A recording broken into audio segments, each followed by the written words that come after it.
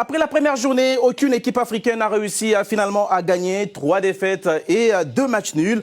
Faut-il alors s'inquiéter pour nos représentants? C'est une question qui oppose Guy Demel et Paolo César. Vous avez 40 secondes pour nous convaincre et développer votre argumentaire. On démarre avec le vôtre. Guy Demel, vous êtes plutôt inquiet.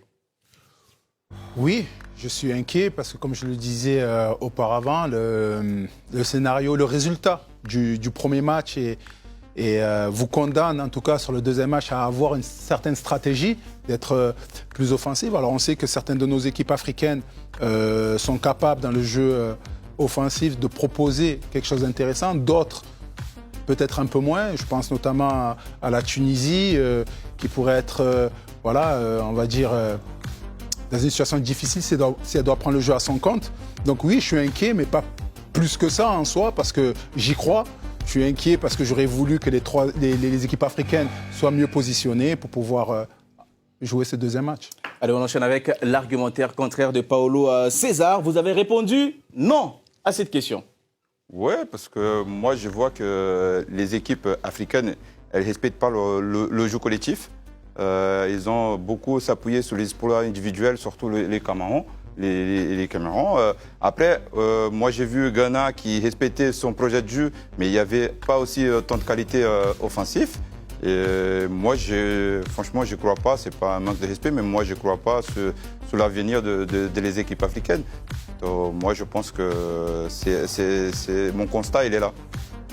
Et vous nous avez laissé même 9 secondes, effectivement, sur ce bouche à bouche. Allez, on va essayer d'élargir un peu cette question. J'aimerais avoir aussi votre point de vue là-dessus. Bon, déjà, arbitrer le duel. J'ai pas très bien compris votre point de vue. Alors, c'est le même. Inquiet ou pas? On va voter pour les deux. Je crois que de toute façon, on va être tous d'accord autour du plateau. Enfin, à moins que Sam, lui, ait une autre position. Moi, de toute façon, j'étais déjà inquiet avant la Coupe du Monde.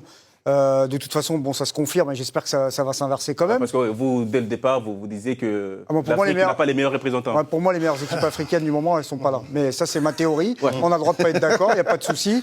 Mais et même en termes de talent, il manque Salah, il manque Mahrez, il manque des joueurs de la Côte d'Ivoire, etc. Mais ça, c'est un autre débat. Bon, moi, j'ai 2 choses. Les résultats, évidemment, ils sont inquiétants. C'est 2 matchs nuls. Non, c'est quoi, 3 matchs nuls ou 2 matchs nuls? On a fait 2 matchs nuls, 3 défaites.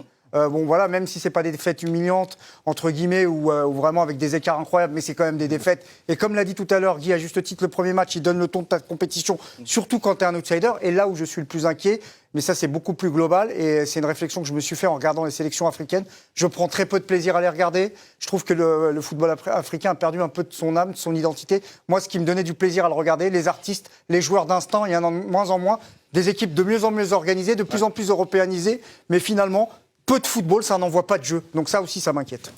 Pour rappel, aucune équipe africaine, Samuel, n'avait franchi le premier tour en Russie. Allez, on ne va pas parler des défaites encourageantes parce qu'on ne peut pas se satisfaire de ces résultats-là. Est-ce que vous êtes inquiet aussi? Non, inquiet, ça veut dire que vous espériez que les 5 équipes passent et remportent la Coupe du Monde? Non. Le Cameroun, non. Oui, c'est ce qu'ils ont dit. Mais moi je suis pas inquiet, mais je suis déçu. Ouais. C'est-à-dire que je trouve que dans la stratégie en cours de match, c'est-à-dire que celui qui a été le meilleur et qui a été le moins bon, ça va être paradoxal, c'est Regragui. Parce que Regragui, il s'est rendu compte... Meilleur et moins bon. Non, mais parce que il a mis en place une équipe, une stratégie. En place, ouais. Et à la fin du match, il s'est rendu compte et il a dit, mince, on les a trop respectés. C'est vrai. Il a fait son autocritique. Parce que vous savez quoi? Il s'est rendu compte que les joueurs ont surjoué ou sous-joué alors qu'ils avaient la possibilité... Moi, j'ai regardé ce match du Maroc. C'était des joueurs qui étaient contents d'être là, qui respectaient les consignes, comme l'a dit Nabil, dans la discipline. Ouais, mais s'ils avaient été un petit peu tranquilles, il y a des passes qui pouvaient se faire pour aller mettre en danger cette Croatie. Donc, c'est en fait... On a fait ce débat-là hier. On n'arrive pas du côté de l'Afrique à adopter la bonne stratégie en cours de match et se rendre compte que, finalement, on est aussi bon qu'eux. Mais finalement, on peut jouer pour aller leur marquer des buts.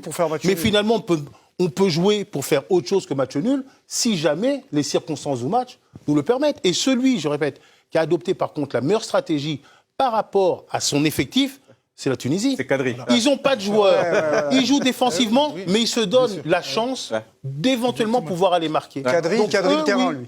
Il est cadré le terrain. Kadri le terrain.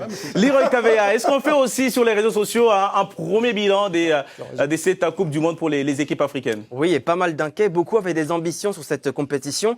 Et ils sont déçus, évidemment. L'Afrique est seulement venue participer, encore une fois, nous dit ici Silas. On a seulement vu 2 équipes à la hauteur, le Maroc et le Ghana, nous dit ici Amine.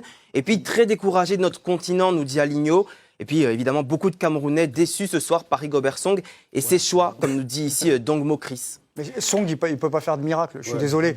Il fait avec ce qu'il a, il optimise. Ça a l'air bien compliqué, mais effectivement, il vient de débarquer. On n'oublie pas qu'il n'a pas non plus 3 ans de travail derrière lui, comme d'autres sélectionneurs. Donc, je cherche pas... On parle quand même d'une équipe qui a voulu aller là où je suis jusqu'au d'accord avec bout. Paulo, c'est qu'à un moment donné, tu dois changer en seconde mi-temps ta stratégie pour redonner un élan à ton équipe. Il fait très bien, il a mis une équipe, on peut tous discuter. Il faut être prêt à tout scénario. Voilà.